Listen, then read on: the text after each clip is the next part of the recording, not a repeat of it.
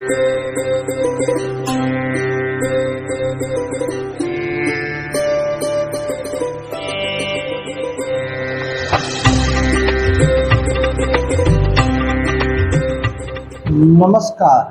प्रिय दर्शकों, आप में से किन्हीं किन्हीं लोग कोई माँ विंध्यवासिनी का भक्त होगा, कोई दुर्गा जी की उपासना करता होगा, कोई मैहर वाली शारदा माई को पूजता होगा, तो कोई भवानी माई को पूजता होगा।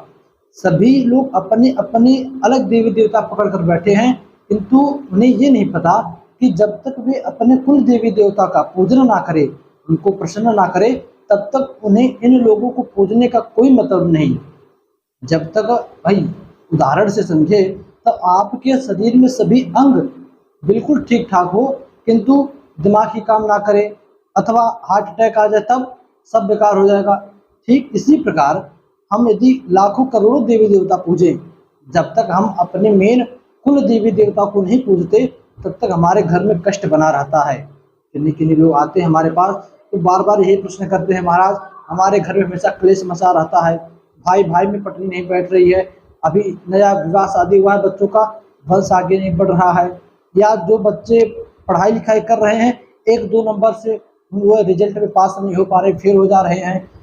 जो भी पैसा आ रहा है, कमाने वाले तो बहुत लोग हैं भाई, महीने का लाखों रुपये आ रहा है, किंतु बचता एक भी नहीं। कहीं पत्नी बीमार है आज, तो कल बेटा बीमार हो जाएगा, परसों मैं खुद हो जाऊंगा, किसी न किसी को बीमारी लगी रहती है। समस्या बहुत सारी है, किंतु बहुत सारा पूजा पाठ भी कर लिए, कुछ हल नहीं मिला। तो प्रिय दर्शकों, आप समझो कि आपके कुल देवी देवता आपसे 100% रुष्ट हैं, वह आपके ऊपर पूर्ण कृपा नहीं बना रहे हैं। आप चाहे जितना पूजा पाठ कर लो, शंकर जी की भक्ति कर लो, दुर्गा जी को पूज लो, विंध्यवासिनी जी के धाम में जाकर बैठ जाओ, किंतु जब तक आपके कुल देवी देवता आपसे प्रसन्न नहीं होंगे, आपको पूजा करने का कोई मतलब ही नहीं। अब कुछ लोगों को ये ही नहीं पता होगा कि उनके कुल देवी देवता है कौन। तो देखिए, इसके लिए सबसे पहले आप अपने घर में जो सबसे बड़े बुजुर्ग हो, आप उनसे पूछो कि हमारे कोई कुल देवी देवता हैं। बहुत लोग पहले उनको पूजते भी थे, किंतु अब धीरे धीरे नई पीढ़ी उनको छोड़ दे रही है, तो ऐसा नहीं करना चाहिए।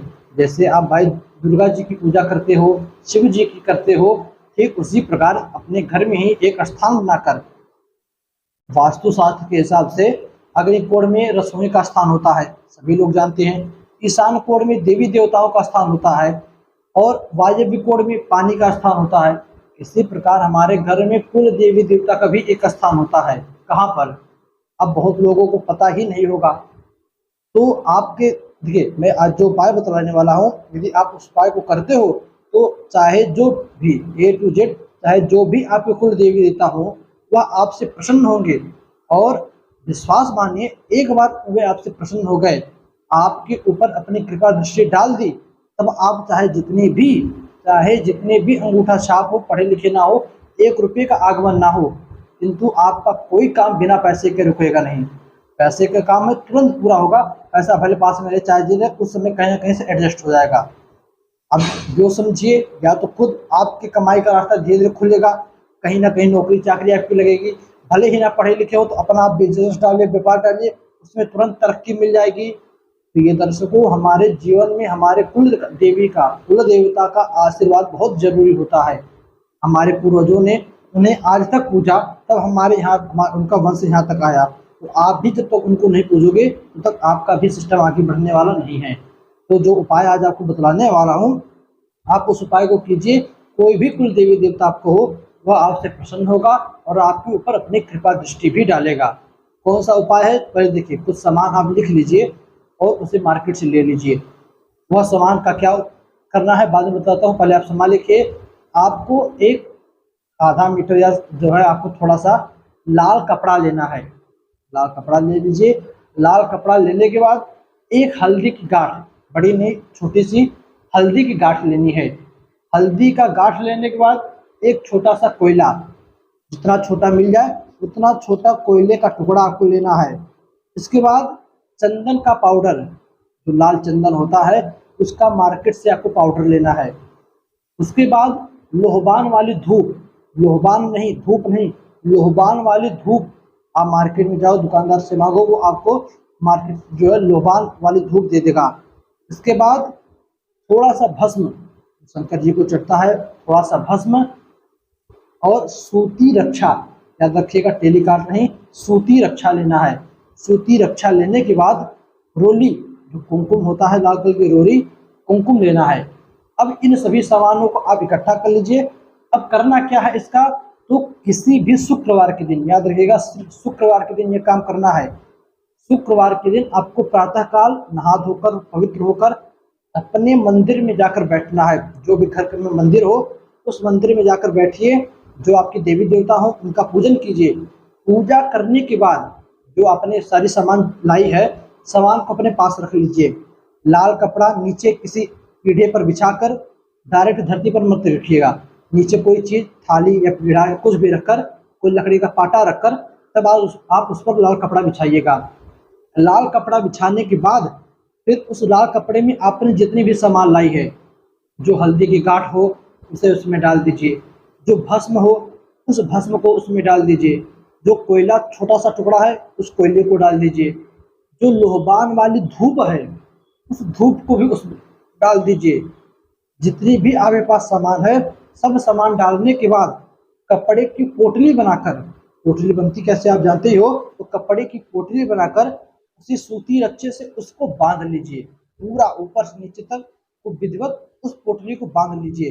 अब बांधने के बाद जहाँ पर कुल देवी का स्थान होता है घर में, उस स्थान पर ले जाकर आपको उस कपड़े को बांध देना है। अब घर में कुल देवी का स्थान कहाँ पर होता है ये भी बहुत सारे लोगों को नहीं पता, तो आपको बतला दूं, जो आपके घर का मेन द्वार होता है, जो मेन दरवाजा मुख्य दरवाजा होता है, उस दरवाजे के कहाँ, बाहर साइड नहीं, अंदर साइड ऊपर कुल देवी का स्थान होता है। वहां पर वो बैठकर आपके घर की रक्षा करती है। प्रिय दर्शकों, सर्वप्रथम आपको पोटली बांधने के बाद उस पोटली की विधिवत पूजा करनी है। पूजा करनी है उस पर बर्फ पावे उस स्वास्तिक अथवा ओम जो भी हो जाए, हल्दी से, रोरिस ने हल्दी से स्वास्तिक अथवा ओम बना दीजिए। बनाने के बाद उसकी विधिवत पूजा कीजिए। क्षमा मांगिए कि हे महारानी, आप जहाँ कहीं भी हो, मैं आपका नाम नहीं जानता, आप हमारे घर की कुल देवी हो, मुझसे अब तक जो भी अपराध हुआ आप उस अपराध को क्षमा करो। इसी पोटली में आप अपना निवास बनाओ।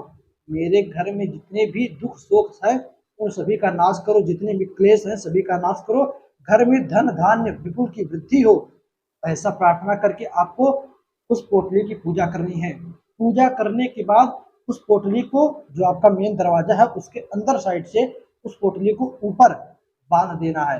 प्रिय दर्शकों, इतना करने के बाद प्रतिदिन, याद रखिएगा, रोज, भाई इतनी जल्दी कृपा तो मिलेगी नहीं, आज कितने सालों से आपने उसकी पूजा छोड़ी है, वो आपसे रुष्ट हो चुकी है।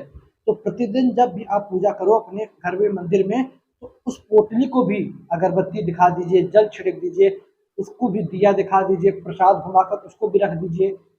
प्रतिदिन उस पोटली की भी पूजा करनी है, आरती करनी है। तब आप देखोगे धीरे धीरे घर में कुल देवी देवता का आशीर्वाद बनने लगेगा। प्रिय दर्शकों, इस उपाय को कीजिए आप, आपको राहत अवश्य मिलेगी। बस आज के लिए यही उपाय था, उम्मीद है कि आपको अच्छा लगेगा, आप करेंगे भी। आप उपाय को कीजिए, भगवान आपके ऊपर, माता रानी कृपा करेंगी। बस आज के लिए इतना ही, इजाजत दीजिए, पुनः मुलाकात होगी किसी नए वीडियो में नए टॉपिक के साथ। तब तक के लिए नमस्कार।